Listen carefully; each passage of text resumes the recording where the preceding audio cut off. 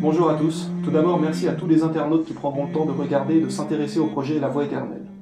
Pour commencer, nous aimerions bien préciser que cette série n'a en aucun cas le but de critiquer ou de rabaisser le mode de vie de chacun, mais plutôt de l'améliorer en faisant comprendre l'unique réalité de ce monde, en dévoilant la vérité à partir de différentes preuves.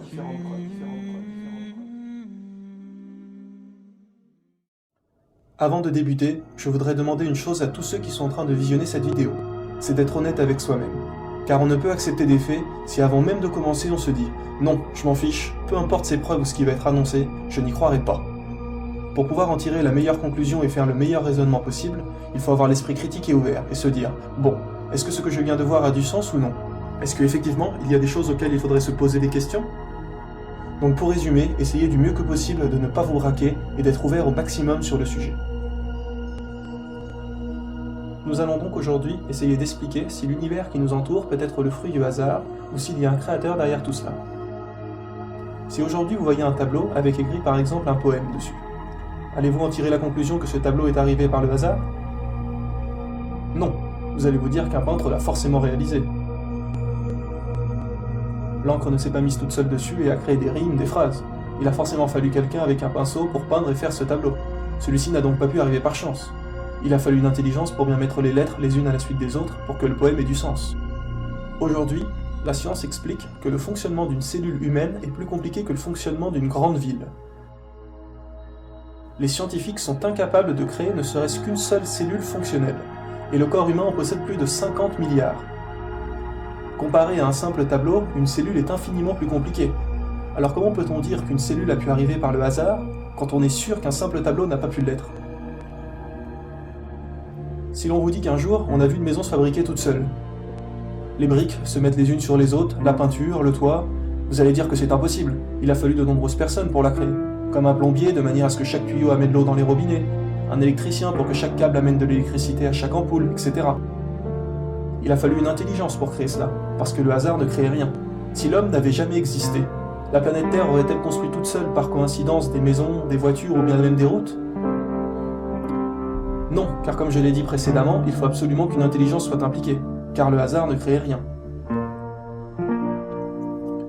Et pourtant, toutes ces choses qui nous paraissent compliquées, comme les avions, les ordinateurs, où nous savons qu'ils ne sont pas arrivés tout seuls, ne sont rien comparé à la nature elle-même. Aujourd'hui, nous sommes incapables de créer ne serait-ce qu'une fourmi. Alors quand on voit toutes les espèces d'animaux sur Terre, comment ont-elles pu arriver par le hasard quand on sait que le plus simple des objets tel qu'un stylo n'a pas pu arriver par chance ? Pour faire ce stylo, il a fallu faire fondre de plastique, le mettre dans un moule, créer un tube, mettre de l'encre dedans, etc. Alors comment un être humain aussi compliqué qu'il soit a pu être arrivé par chance ? Certains disent que c'est dû aux milliers d'années qu'il a réussi à s'adapter et se faire tout seul. Mais reprenons le simple exemple du tableau.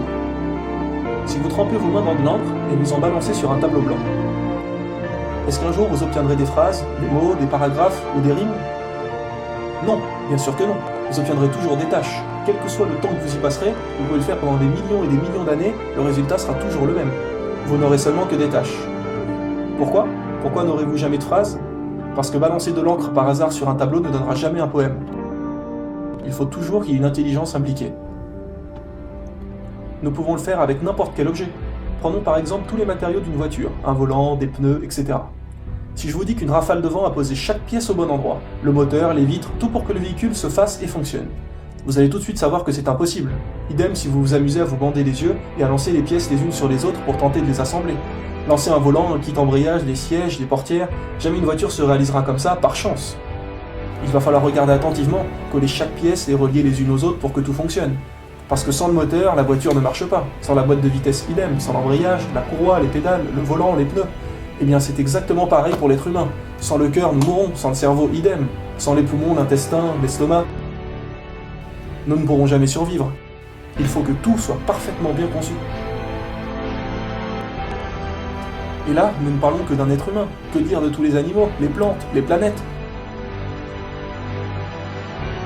De plus que quand on voit que l'être humain avec un homme et une femme, à partir d'un spermatozoïde invisible à l'œil nu, va réaliser un autre être humain, quand on sait que les os sont quelque chose de solide et dur, et que pourtant ils vont grandir, imaginez la complexité d'un spermatozoïde et de l'ovule. La nature est bien plus compliquée que tout ce que l'homme a construit. Rien que l'eau est un miracle. Prenez une graine pour faire pousser un arbre. La graine à la base fait à peine 1 centimètre, n'est-ce pas? Et pourtant celle-ci va grandir et devenir un chêne ou un sapin de plus d'une dizaine de mètres. Juste avec de l'eau et la lumière du soleil. Il suffit juste de l'arroser et vous allez avoir un arbre. Vous pouvez prendre une brique, arrosez-la autant que vous voulez, allez-vous obtenir un jour une maison? Ou même juste un mur plus grand? Évidemment que non. Cela prouve bien que la nature est des centaines de milliers de fois plus compliquée que ce que l'on construit. Et on sait très bien que ce que l'on construit tel qu'un immeuble ne se crée pas par hasard. Ni une caméra, une porte, un bateau, des lunettes, ou même un clou. Un simple clou ne peut pas arriver par chance.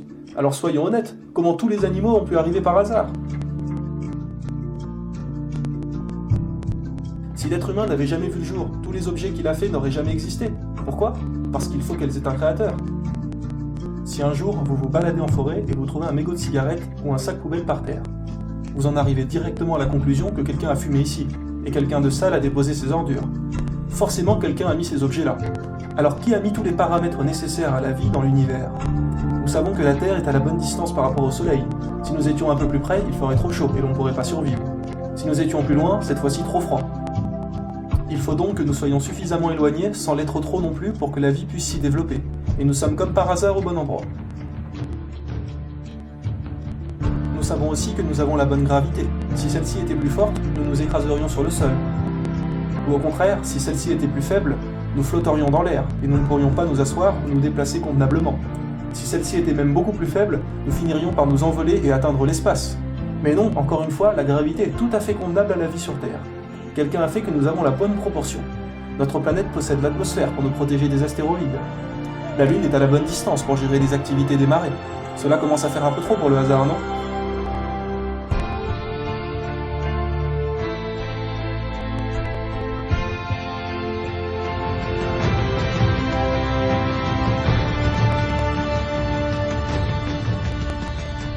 Pourquoi êtes-vous sûr alors, lorsque vous voyez un sac poubelle, que quelqu'un l'a forcément déposé là et qu'il n'est pas arrivé tout seul par chance, ce sac? Pourquoi ne vous dites-vous pas, non, ce sac est arrivé par hasard ici? Parce que vous savez que c'est impossible. Alors pourquoi n'êtes-vous donc pas sûr pour toutes les caractéristiques nécessaires pour la vie sur Terre, comme celles qu'on vient de citer, telles que la gravité ou l'atmosphère? Qui les a mis là? Puisque vous êtes certain que pour un simple sac, ce n'est pas le hasard. Comment ces choses beaucoup plus compliquées que le sac ont pu, eux, arriver par hasard? Si la masse de la planète serait trop faible, elle laisserait échapper les gaz tels que l'oxygène et nous ne pourrions donc pas survivre. Nous savons aujourd'hui que l'air que nous respirons est composé de 21% de dioxygène, 78% de diazote et de 1% de ce qu'on appelle les gaz rares. Si le dioxygène augmentait ou ne descendrait ne serait-ce que d'1%, nous ne pourrions pas le supporter longtemps et survivre. Il faut l'exacte proportion. Qui a encore une fois déposé cette parfaite proportion sur Terre pour que nous puissions respirer normalement? On n'y pense pas, mais on sait que sans manger, un homme peut vivre environ 1 mois, sans boire à peu près 3 jours, et sans respirer, c'est pas plus de 5 minutes. Il faut absolument qu'il y ait de l'air partout et à volonté, et que sa composition soit parfaite pour pouvoir permettre la vie. Et de plus qu'elle n'est pas seulement parfaite pour nous, mais qu'elle l'est aussi pour tous les animaux, les plantes. Qui a donc conçu tout ça? Comme c'est expliqué précédemment, et nous pouvons le faire avec toutes sortes d'objets, si vous trouvez un ballon de foot sur un terrain, vous savez que des gens ont joué ici et ont laissé leur ballon. Vous n'avez aucun doute là-dessus. Vous savez que le ballon ne s'est pas déplacé tout seul par magie et est arrivé sur ce terrain. Quelqu'un l'a forcément mis là. Alors qui a mis la terre au bon endroit?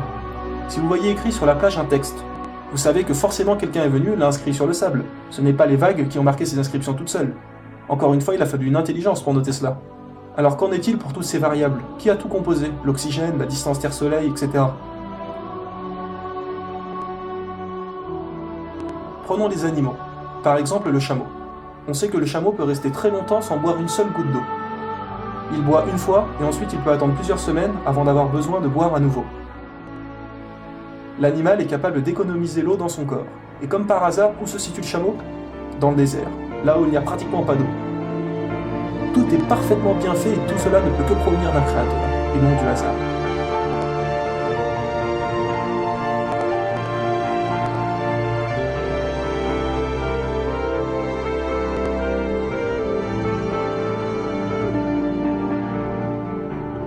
Donc maintenant, après avoir démontré que le hasard ne construit rien, comment peut-on encore renier l'existence de Dieu?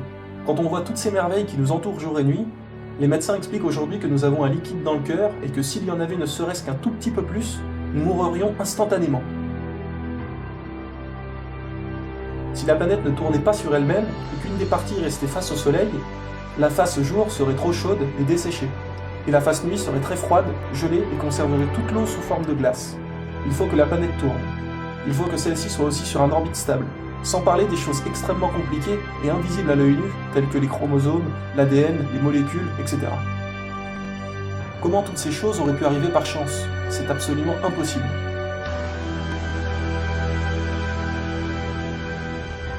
Certains pensent que les choses se sont adaptées pour vivre, que par exemple, l'homme descend du singe et qu'il s'est adapté. Or, on sait très bien aujourd'hui que c'est impossible et que rien ne change et s'adapte. Si par exemple, vous mettez un être humain dans l'espace, il n'y a pas d'oxygène dans l'espace, n'est-ce pas? Est-ce que l'être humain et son corps vont-ils s'adapter pour réussir à vivre sans oxygène? Bien sûr que non, il ne tiendra pas et mourra forcément. Si vous mettez un animal qui vit sur Terre, sous l'eau, va-t-il lui pousser des branchies instantanément pour respirer sous l'eau? Bien sûr que non, il va mourir aussi directement. Il faut que dès le départ, les animaux soient parfaitement construits. Si vous prenez un fruit tout simple, tel qu'une cerise, arrosez-la ou brûlez-la ou ce que vous voulez, allez-vous obtenir un jour une banane? Est-ce qu'un jour la cerise va s'adapter et devenir une banane ou un melon ou peu importe? Ou alors, si vous plantez le noyau de cette cerise, est-ce qu'un jour il va pousser un pommier au lieu d'un cerisier? Vous pouvez essayer pendant des millions et des millions d'années, il y aura toujours un cerisier et non quoi que ce soit d'autre. Étant donné que nous sommes sûrs qu'un simple fruit ne peut changer, comment peut-on alors penser qu'un être humain aussi compliqué qu'il soit puisse lui changer? C'est tout à fait impossible. Beaucoup de gens ne savent pas, mais la théorie de l'évolution a été réfutée depuis très longtemps, et ceci par les évolutionnistes eux-mêmes. Et en y réfléchissant, même si cela avait pu être vrai, et que l'homme descendait du singe, qui aurait alors créé ce singe? Dans tous les cas, il faut qu'il y ait un créateur à la base. Parce que rien n'apparaît tout seul. Le rien ne crée rien. Si vous prenez une boîte vide, est-ce qu'un jour un objet va apparaître dedans? Non, parce que comme je l'ai dit, le vide ne peut rien créer. Donc, si un simple stylo n'est pas apparu tout seul, comment toute la nature est-elle venue? À présent que l'on sait que rien ne s'adapte et que rien ne peut arriver par chance, nous savons qu'il y a forcément eu une intelligence impliquée dans la réalisation des lois de l'univers. Et donc pour finir, quand on sait que les scientifiques sont incapables de créer une seule cellule fonctionnelle, et que l'on en possède donc plus de 50 milliards, alors qui les a créés? Quand on sait que nous sommes incapables de créer un seul animal, que ce soit insecte, mammifère ou peu importe, et que l'on sait qu'ils n'ont pu arriver par hasard, comment ont-ils donc soudainement apparu sur Terre avec leurs caractéristiques parfaites? De plus que certains animaux sont vitaux à la survie de l'homme. On sait aujourd'hui que si les abeilles n'existeraient plus, l'espèce humaine disparaîtrait. Albert Einstein l'a expliqué et a confirmé ce fait, que si tous les abeilles mouraient, les humains mourraient environ 4 années plus tard, car elles ont une importance immense et que sans la pollinisation, les plantes ne pourraient plus se reproduire, et cela engendrerait toute une série de faits, et que la vie ne pourrait plus continuer. Tout doit être donc extrêmement bien réglé.